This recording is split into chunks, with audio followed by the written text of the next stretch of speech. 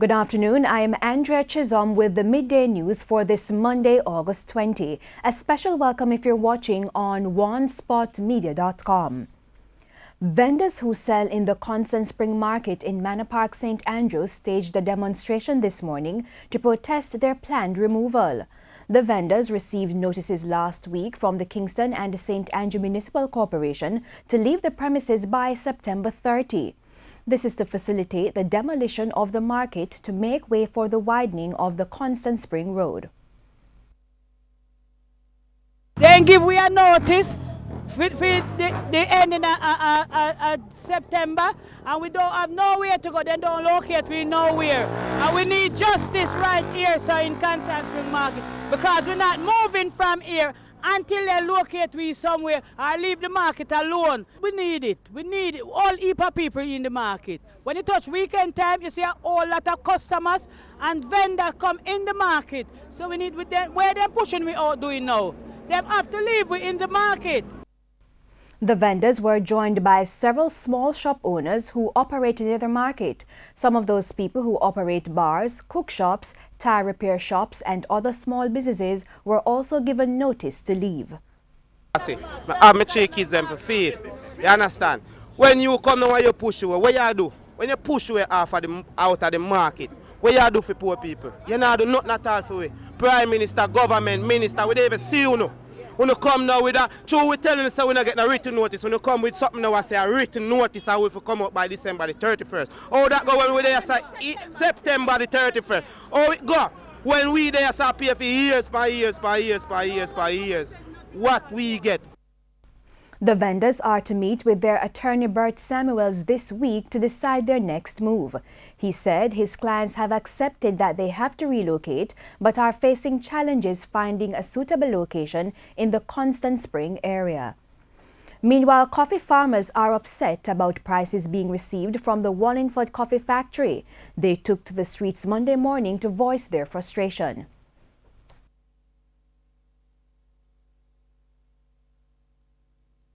We are here this morning on 4 basic points. The final payment for the last crop year, not paid to the farmers yet, for back to school. They don't have any money to send the children back to school. The second point, the importation of the coffee that is stopping the Jamaican coffee from being sold. And the third point, the promotion of the Jamaica, Blue Mountain Jamaican brand. We need that to be promoted. And the fourth point, the payment for the crop for this crop year. The crop year begins August 1 this year, run to July 31st last year. They start out with 3,000, that's way below the minimum wage. Way below minimum wage. We can't pay farmers, we can't buy fertilizer, we can't buy insecticide, we can't buy anything. And we're saying, if Wallingford cannot afford to buy the coffee, stop buying it. Let government buy it. Plans are in place to transform the old AMC market on Spanish Town Road and the nearby 9-acre property into a technology-driven agro-processing facility. The update was given on the weekend in Mandeville by Agriculture Minister Audley Shaw. We are going to turn that AMC complex on Spanish Town Road with 9 acres of land into a modern integrated agro-processing center. Wow. To target export production and to support those young entrepreneurs. Some of them are graduates from the university with multiple degrees and have decided they want to go into this. And we as a government have a duty and a responsibility to give them that support. The central bank is again telling the public there is no need to worry about the depreciation of the Jamaican dollar. Speaking on TVJ's Smile Jamaica on Monday, Wayne Robinson, the Deputy Governor for the Research and Economic Programming Division at the Bank of Jamaica, said at the moment his organization is not concerned about the exchange rate. He said the BOJ is monitoring the issue and will decide whether to take action. When we will become concerned, it's two factors, under two conditions. One, when we begin to see that the rate of movement is going to be having such an impact on inflation. When you say rate of movement? In the exchange rate. Okay. In the exchange rate, to such an extent that is really going to impact inflation. in a way that we would not desire. Then we'll start to act. Also, if we see a situation where the foreign exchange market itself stops functioning, so you want to get US dollars, you go to your bank and your bank is telling you, oh, there's no US dollars. That is when we'll start to act. Mr. Robinson says there should be concerns about the price of goods and services and not so much the fluctuation in the value of the Jamaican dollar. He adds that the exchange rate is no longer the main factor in the price of goods and services. What we do as policymakers is to look at prices on average. So the Statistical Institute of Jamaica, every month, they survey over 500 prices right across the country, from Moran Point to Negril Point. And they compile an average price in the economy. And that is what we look at as policymakers. That's what we try to influence, the rate at which that average price is. So you could have some prices going up higher than the average, and you'll have prices going down below the average as well. Yep. So Go ahead. if the dollar goes up,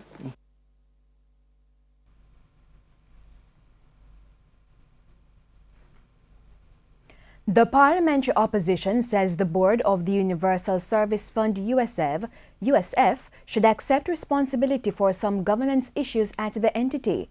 That declaration from opposition spokesman on science and technology Julian Robinson. Details in this report. Another resignation has come from within the science and technology portfolio, once held by Dr. Andrew Wheatley. The latest casualty, Managing Director of the USF, Camille Buchanan, over the weekend. Hence the call by the opposition. Mr. Robinson believes the board is just as culpable as Ms. Buchanan for any irregularities at the USF. I also think that the issues of accountability cannot rest solely with Ms. Buchanan. The board of the company was fully aware of many of the critical decisions, the expenditures that were being undertaken, and accountability has to go to the level of the board, and in particular the chairman, who has been operating like an executive chairman. Ms. Buchanan has been under pressure since the parliamentary opposition raised questions about her leading the entity and the subsequent hiring of her daughter. The opposition claimed that the hiring of Ms. Buchanan was another example of the mismanagement and nepotism. In the meantime, Mr. Robinson says USF Chairman Robert Lawrence has questions to answer regarding the composition of the board. The chairman of the board needs to indicate why the representatives from the telecoms companies, from Flow and Digicel, who have been on the board of the USF from its inception, why are they no longer on the board? Was it a deliberate attempt to remove them from the board so that the levels of accountability and scrutiny would not be there? He has therefore reiterated calls for an investigation by the Integrity Commission and the Auditor General into the operations of the Universal Service Fund. O'Shane Masters, TVJ News.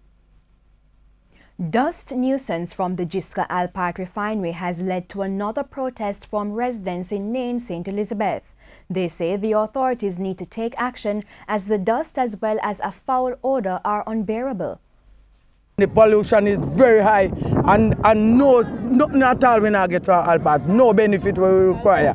So and it's time to listen to me how me talk like man. Anytime the time them blow it, we have a problem. They must send me a doctor where we don't want to go for them doctor. We want to go with one doctor. Because you have your family doctor, him know where you suffer from for a long time. My concern is the pollution, the stench, unbearable. When we come out, when the castic start blow, when we come out, man, it burn my nose from up here so and go up. Unbearable. We can't bear it no more. And we're not getting a recompense for it. And with St. Elizabeth experiencing a dry spell, residents say their water supply has dwindled since the reopening of the bauxite plant. Well. When Alpart been closed, there's no problem with water. There's no problem with dust and all of those stuff. Now they open up, then cut off the water, then cut off and I give us pure dust now. So the people tired of it now. They need water because it's 12 well in new building. There's no more well to run Alpart more than new building. And the people them need water and then cut it off and they don't want to give us no more water. That's the reason why we are here to demonstrate. I think they usually give us water like 2 times a day. Now then almost in a month now. Councillor for the Maasdale Division, Leighton Smith, said he has been in dialogue with representatives from Alpart and the protest is Just Friday I said to them that they need to put water in the community for more than 1.5 hours for the days that they are giving. They need to give up is at 2.5 or 3 hours where more citizens can get water off the line. They agreed to do it, so I am a bit surprised when I heard about the demonstration this morning because no one informed me about that demonstration. I know nothing about that demonstration. When I spoke to most of the people in New Building, they did not know about it. So, to be honest with you, I can't be a part of it, although I am totally in agreement with some of the citizens about the whole water concern. But there's another way of doing it though than demonstrating in that way. We have to organize. We have to sit down and have dialogue with Alpart so that things can be better off for the community. The Little London Police is mourning the death of a constable who was killed last night at a barber shop. He has been identified as 41-year-old Rohan Buckner, who was attached to the Westmoreland Police Division. It's reported that Mr. Buckner was watching television at the barber shop in Petersfield in the parish when a lone gunman shot and killed him. Head of the Westmoreland Police Division, Superintendent Gabriel Francis, is appealing to persons with information to contact the nearest police station. The constable was at a barber shop in the Petersfield community, and around about 9:45 p.m., gunmen came to the shop and opened fire, and he was subsequently taken to the hospital by officers who were within the area patrolling, where he died. So we have commenced our investigation, and no stone will be unturned in terms of trying to find the perpetrators and bringing them to justice.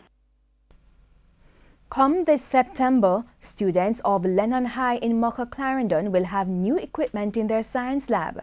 The school received the equipment from past students of the institution. Among the items are a human skeleton, artificial organs, multimeters, test tubes, protective gear and power supplies. Acting Principal Jennifer Barnett Morris said the improvement will enhance the teaching-learning process. I am so overwhelmed today. It has been such a good feeling to know that we have gotten all these things from the past students, and as the previous speakers have said, I hope this will be an ongoing event. It's such an invaluable contribution to especially the science department, and academically, I am sure the head of the department for science is also overwhelmed. And this is our project for this time, but we know we're going to get into other things, academic and arts and whatever, to ensure that we have a rounded school and a rounded set of students, and that we can come out and represent not just ourselves, but the country at large. I am just imploring all the past students, the effort has been made and the group has been started. And we have been working very hard to bring all these stuff here. We are among one of the poorest high schools in the nation, but we're poor, but we're not down. We're together, and when we have numbers, we can achieve anything. And in sports, Denham Town continued their good showing in the West Kingston Schoolboy Derby, carving out their third win in as many stagings. Denham Town once again got the better of neighbours Tivoli Gardens after a 3-2 penalty kick victory. The teams were level after 90 minutes through goals from Denham Town's Jamali White and Ruka da Costa, who scored late for Tivoli Gardens. The 1-1 scoreline remained through extra times and the teams went to penalty. And though both goalkeepers kept hope alive for their team, it was Denham Town's custodian Javier Miller that made the difference. Maurice White scored the winning penalty to ensure that Denham Town could be celebrating. Both coaches who were using the game as part of their pre-season training for the schoolboy season pointed to the importance of the game for teenagers for the tough West Kingston community.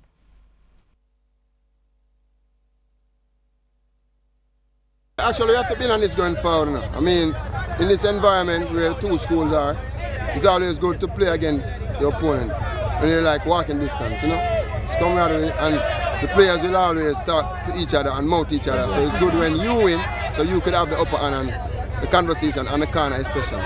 We had the best of the possession. It's just that today we never complete by scoring our chances because we got a penalty but we could have called the game and went home to win it 2-1. But such is football. But this good to look at players to know the season coming up in a few weeks. Tell us. Yes, the good thing about today, I use up all my bench players, and that's the time I played better and could have won the game. And that's the Midday News. I'm Andrea Chisholm. Join us at 7 for the Primetime News Package. On behalf of the News, Sports and Production teams, good afternoon.